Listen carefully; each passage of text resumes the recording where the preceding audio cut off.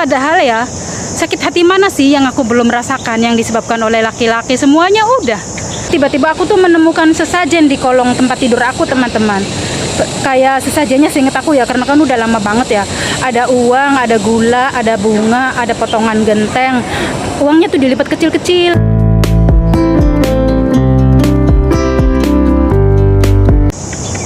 Jadi aku itu mau ketemu sama temen ya, teman-teman, supaya bisa ketawa ketiwi.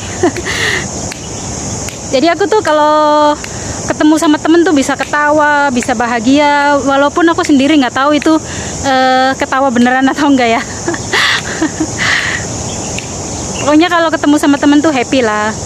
Jadi teman-teman tuh jangan, kalau lagi sedih, lagi banyak beban tuh jangan malah menutup diri ya teman-teman. Karena aku udah mencobanya gitu, udahlah aku males gitu. Temen yang ini begini, temen yang itu begitu, aku sendirian aja lah.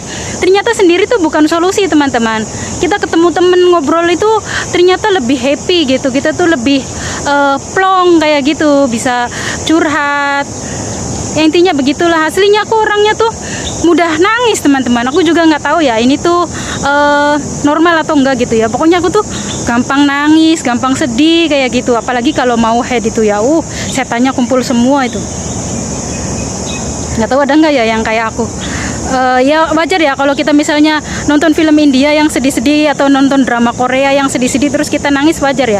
Ini aku tuh kadang-kadang tuh, apalagi kalau ngomongin ibu, ngomongin anak, aku tuh udah langsung air matanya murah banget.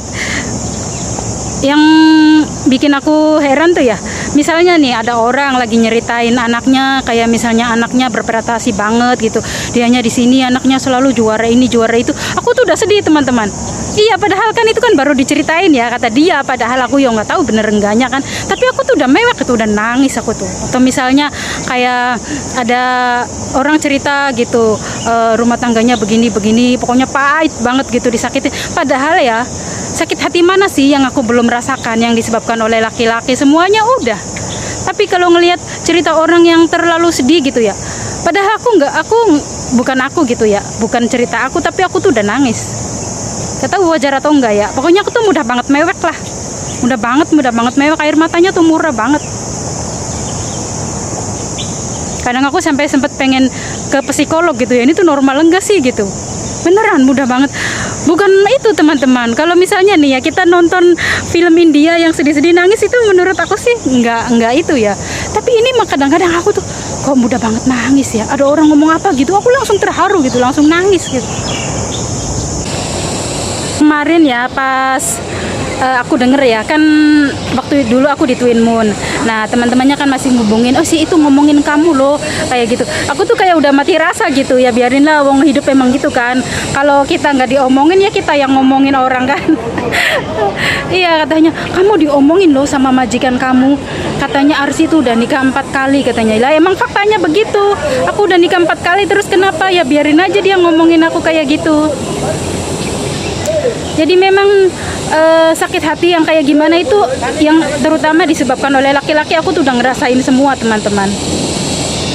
Dan memang jujur aku udah nikah 4 kali, tapi kan orang cuma taunya 4 kali, berarti itu yang salah perempuan.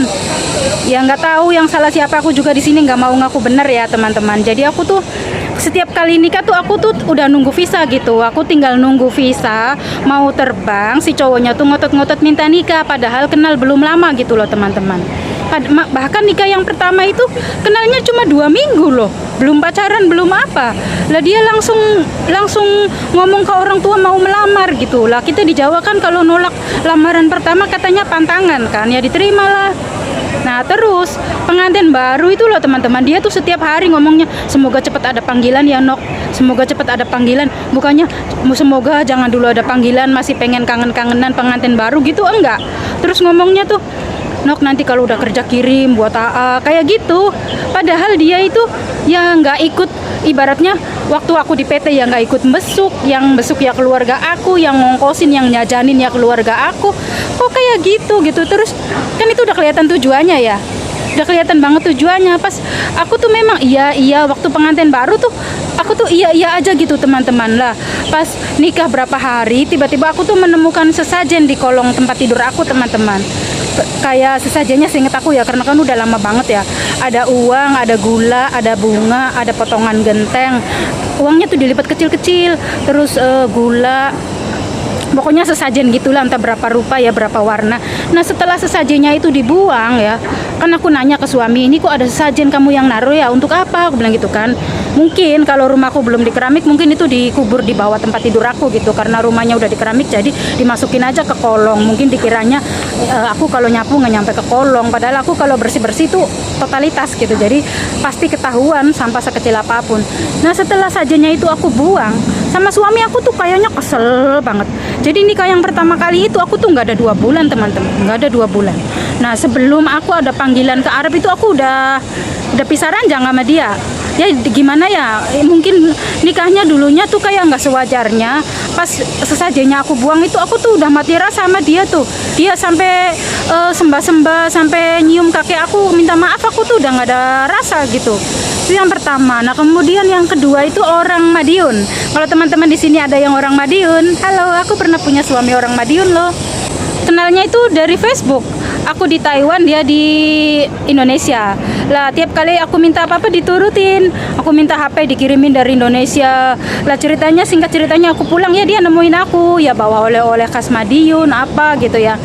Nah terus pas sudah nikah ternyata baru ketahuan kalau dia itu ada kelainan di alat kelaminnya gitu. Nah di situ aku marah-marah teman-teman. Nah pas aku marah-marah, mungkin aku, ya namanya orang marah ya, entahlah, mungkin dia sakit hati sama omongan aku lah. Pengantin baru setelah 2 minggu menikah itu dia langsung bilangnya pergi kerja, nggak balik lagi teman-teman. Jadi tuh nikah yang kedua tuh cuma 2 minggu teman-teman, cuma 2 minggu. Yang kalau misalnya aku marah ya wajar aja lah, karena aku kan merasa dibohongi kan. Maksudnya kan pernikahan harus dilandasi dengan kejujuran. Dari pertama dia udah nggak jujur, harusnya kan jujur, aku punya penyakit kelamin gitu, jadi kamu nerima aku nggak gitu ya. Barangkali aku bisa nerima kan. Kalau udah nikah baru ketahuan kan aku kayak ngerasa dibohongin. Bukan masalah kurang puas dalam seks ya, tapi kan ini masalahnya kejujuran gitu loh teman-teman. Nah kalau yang ketiga ini lebih parah banget teman-teman. Jadi yang ketiga sama yang keempat itu orangnya satu, orang Subang. Kalau teman-teman ada orang Subang ya, makanya aku tuh kalau di berita-berita yang kriminal itu ya, yang orang Subang, jadi aku langsung inget dia. Mungkin orang Subang memang kebanyakan kayak gitu, laki perempuannya juga. Yang di Hong Kong juga ya, yang main TikTok yang selalu FYP, yang selalu viral, yang selalu kontroversial, itu tuh orang Subang teman-teman. Itu orang Subang, nggak tahu Subangnya dekat enggak sama suamiku. Nah kenalnya juga di Facebook juga, makanya aku sekarang anti banget kalau ada orang kenalan dari Facebook atau IG atau apa, aku nggak mau. Ya emang sekarang sama laki-laki, bukannya aku itu ya memang kayak udah males gitu, udah males banget. Nah yang ketiga itu sama orang Subang aku tuh teman-teman.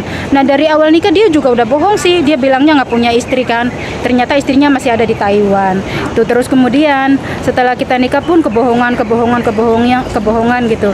Yang singkat ceritanya, aku tuh berusaha memperbaiki diri, berusaha jadi istri yang baik, nurut sama suami. Tapi yang ada, aku bekerja bertahun-tahun, hasil kerjaku habis semua, sampai pada titik aku tuh capek banget nurutin suami yang selalu berapa kali diselingkuhin, berapa kali dibawa nikah lagi.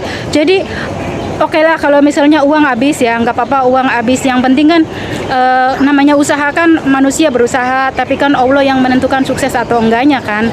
Aku masih terima kalau usaha gagal, aku masih terima. Yang jadi masalah selingkuh berapa kali, sampai dinikahin, sampai hamil, punya anak, ada yang meninggal, ada yang hidup.